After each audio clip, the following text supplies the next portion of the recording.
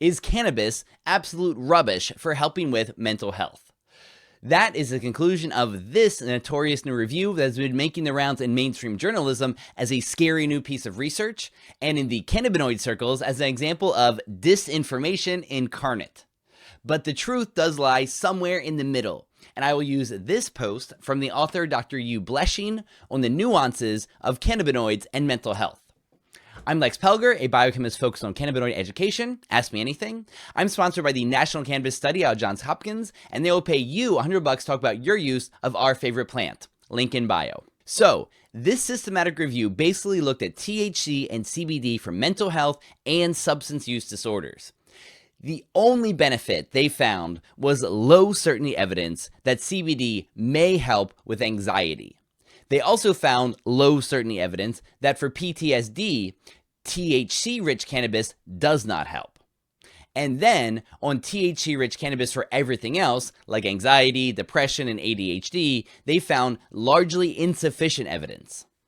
Then, for risks, they found increased mania in people with bipolar disorder and increased psychotic symptoms in people with psychotic spectrum disorder, which is fair. The evidence for those two is clear. They also stated that about 30% of people who use cannabis have cannabis use disorder, and of that 30%, half have a moderate or severe version of the disease that includes negative outcomes for their social life or for their employment.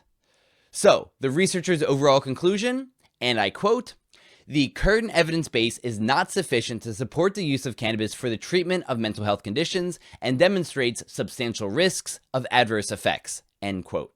The first obvious rebuttal is that despite there being a lack of clear evidence in double-blind, placebo-controlled trials for any of the conditions mentioned here, I can give you surveys where people with that condition said some combination of THC or CBD helped them. So it's true that if you only see the world through clinical trials, the cannabinoids are understudied for mental health. But then, this 9-point rebuttal by Dr. Blesching on his site Cannaeducation is much more subtle and powerful.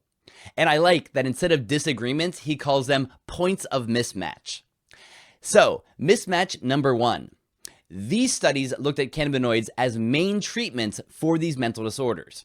That sounds reasonable, except that's not generally how they're used in the real world.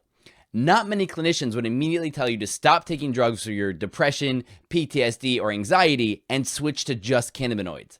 They would instead suggest low doses of CBD and or THC to help with sleep and emotional reactivity and stress responses, as well as helping your other medications to work better. Just because surveys often find that half of the people using cannabinoids get to lower their dosages of other pharmaceutical drugs, that's also a reminder that the other half did not have that happen. Instead, their cannabinoids were just a helpful adjunct to their current treatment. The second mismatch between evidence and reality was treating cannabinoids as a simple binary of CBD or THC. In reality, the very simplest breakdown is THC-rich formulations with a little bit of CBD, CBD-rich formulations with microdoses of THC, or 1-to-1 of THC and CBD at similar levels. But in reality, a good cannabis healthcare practitioner chooses from THC and CBD ratios ranging from 1-to-2, from 1 to 100, let alone the other half dozen major cannabinoids in the plant, as well as the array of terpenes that modulate the effect of the cannabinoids. One of the main reasons that cannabinoids don't fit well into regular medicine is because of the complexity of your options for ingesting it. I do wish it was more simple, but with something that can be inhaled or taken orally and has this wide a range of potential combinations of ingredients, there's no way for it to be simple. The third mismatch was time. Most of the trials reviewed here only lasted a few weeks, but the benefits of something like CBD can take longer than that to show up, especially for mental health. For my young cousin and his autism, it was 10 milligrams of full spectrum CBD for a few months before he saw his life-altering change. The fourth mismatch was measuring the wrong outcomes. In clinical trials, it's often a small set of symptoms that are measured and nothing else. But in real life, one of the most common benefits of cannabinoids is for mood and for sleep. And as someone who has kids who are just starting to sleep through the night, after 8 years of sleep deprivation, I can tell you that being able to finally sleep through the night can change everything for you. Sometimes the benefits of cannabinoids aren't just for the symptoms of the disease. The fifth mismatch is how often the author of this review said there wasn't enough data for the conditions and used this to justify saying not to use the cannabinoids. When in reality, not having measured something does not mean that it doesn't work. It means your data is incomplete. The sixth mismatch was on the analysis of risk and adverse events. Yes, THC causes a bunch of people to report things like dizziness, dry mouth, or unwanted psychoactivity. And I do not want to downplay those, especially for cannabis-naive elderly people. You always want to start low and go slow so they can get used to the side effects of cannabis. If you give them too much, they might have a negative experience and never want to try it again and lose out on the potential of cannabis for their health. But overall, compared to the toxicity of many of the prescription medications for mental health, cannabis is not even close. It doesn't cause frequent problems with sexual dysfunction, or weight gain, or emotional blunting, or even the increased suicidal ideations. And in addiction potential and withdrawal effects, you're never going to beat the benzodiazepines. Cannabis and CBD certainly do have their side effects, but they're well within the range of what we are used to dealing with in mental health treatment. The seventh mismatch with these clinical trials is how tightly controlled they are.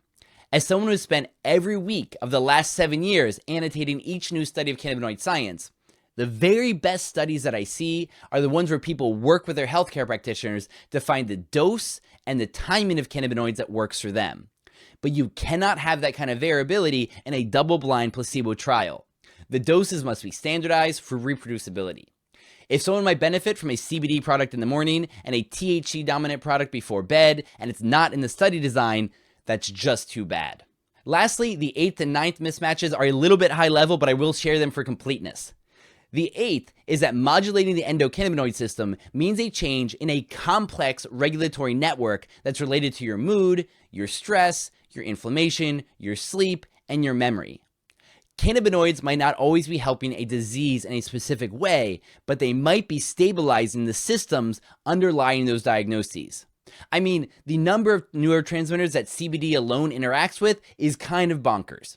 Meanwhile, the ninth mismatch is the human factor.